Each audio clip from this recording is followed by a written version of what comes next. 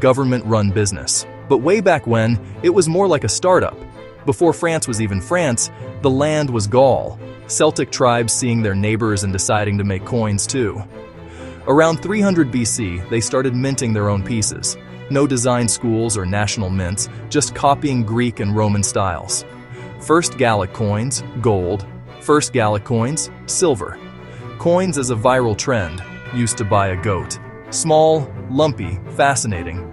The designs were wild. Greek gods, Roman leaders, local abstract twists on those portraits, stylized faces, swirling patterns, animal motifs, boars, animal motifs, horses, a game of telephone and metal. After the Roman Empire crumbled, local kings and rulers, the Merovingians, tried their hand at making coins. It was a messy affair. The quality was all over the place. Then, in the late 8th century, a guy named Charlemagne came along. He was an organizer, a unifier, a man with a plan. He decided that this hodgepodge of coins was no good for his sprawling Carolingian empire. He wanted one system, one standard, one coin to rule them all. And so, he introduced a reformed silver coin, the denier. This single act would shape French and European money for the next 1,000 years. The Carolingian denier was a game changer. It was made of high-quality silver, had a standardized weight, and a design with the king's name or monogram. Charlemagne decreed that 240 of these new deniers were to be struck from 1 pound of pure silver. This wasn't just about making shiny new pennies. It was about creating trust. For the first time in centuries, people across a vast territory could rely on the value of their money. This stability supercharged trade and helped knit Charlemagne's empire together. It was the monetary equivalent of creating a universal USB-C charger for the entire medieval world. From this single coin, an entire system of accounting was born, the livre sous denier system. It worked like this. 12 deniers made 1 sou, 20 sous made 1 livre. Here's the crazy part. For a long time, the sou and the livre were not actual coins. As the Middle Ages rolled on, a problem emerged. The denier was great for buying a loaf of bread, but for anything bigger, you needed a wheelbarrow full of them. Kings and wealthy merchants needed a coin with more purchasing power. So, in the 13th century, King Louis IX introduced a bigger, heavier silver coin called the Gros Tournois, which was worth 12 deniers. This was the medieval equivalent of breaking a $100 bill. Suddenly, large-scale commerce became much easier.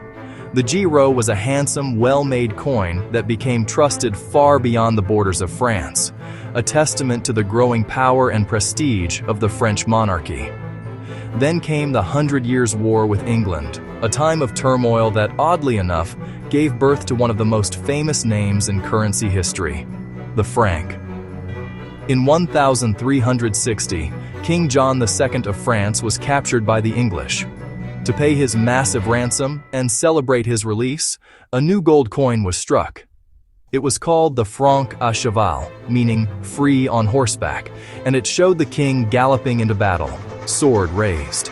The name franc, derived from the Latin for free, stuck. It was a coin born from a national crisis, a symbol of freedom and resilience.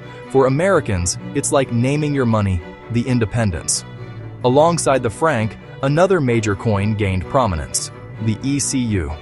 First introduced as a gold coin in the 13th century, its name came from the Latin word scutum, meaning shield, because it prominently featured the royal coat of arms. Later, a large silver version of the ECU was also created. Fast forward to the 17th century, France under absolute kings. Nothing says, "I'm the boss," like putting your face on gold. 1640, Louis XIII changes the coinage. He introduces the Louis d'Or, Louis of Gold, a masterpiece of royal branding. Expertly milled, perfectly round portrait of the king, projected power, wealth, divine right. It worked. Louis d'Or, gold standard of Europe, currency of diplomacy, currency at Versailles, currency of immense fortunes. Holding the Sun King's power. But for everyone else, a gold louis was rarely seen.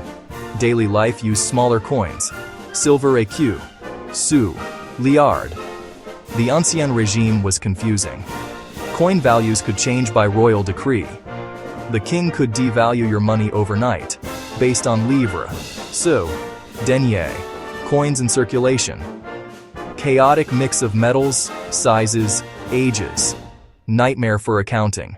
Worked for the king, not the people. And then boom! The French Revolution in 1789 turned everything upside down, including the money. The revolutionaries wanted to sweep away every trace of the old, unfair monarchy. That meant getting rid of the king's head on coins.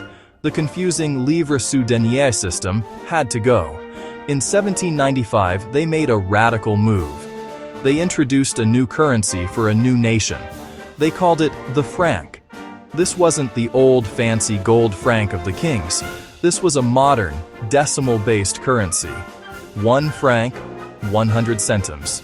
Simple, logical, for everyone. The metric system for money. Revolutionary coins broke with the past. Where the king's portrait once was, new symbols appeared. Marianne with her Phrygian cap, the Gallic rooster, the motto Liberté, Égalité, Fraternité. Coins as pocket-sized manifestos. A powerful message. The state belonged to the people, like putting the Statue of Liberty on the dollar for the first time. Early Franc years were rocky, then Napoleon entered. He wanted order, stability, power. In 1803, he established the germinal franc, defined as a set weight of silver. He also introduced new gold coins, most famously, the 20-franc Napoleon with his portrait. That gold coin was trusted and copied across Europe for a century. The 20th century was tough on the franc. 2 world wars hit the French economy hard. Gold vanished from circulation. Silver vanished from circulation. Coins started being made from cheaper metals, aluminum, zinc, nickel brass. It was a classic case of wartime money. The franc, once a symbol of stability, began to lose its value rapidly. After World War II, the situation was so bad that a new franc was introduced in 1960. 1 new franc being equal to 100 old ones. It was like a factory reset for the currency, an attempt to restore confidence and wipe the slate clean. The post-war franc saw a renaissance in coin design. The coins were no longer just about portraits of leaders. They featured beautiful modern designs by famous artists.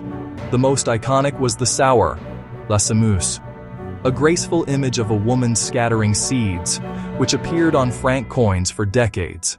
It was a symbol of hope, fertility, and a new beginning for France. The country also began issuing commemorative coins to celebrate important events, people, and cultural achievements. The money in people's pockets started to tell a richer, more diverse story about the nation and its values. But as the 20th century drew to a close, a new, even bigger idea was taking shape in Europe: a single currency for the entire continent. The goal was to tie the economies of Europe so closely together that another war would be unthinkable. And so, on January 1st, 1999, France, along with 10 other nations, officially adopted the euro. For 3 years, the franc continued to circulate, but its days were numbered. Prices were displayed in both francs and euros, and people slowly got used to the new math. It was a strange, transitional time, the end of an era you could feel in your wallet.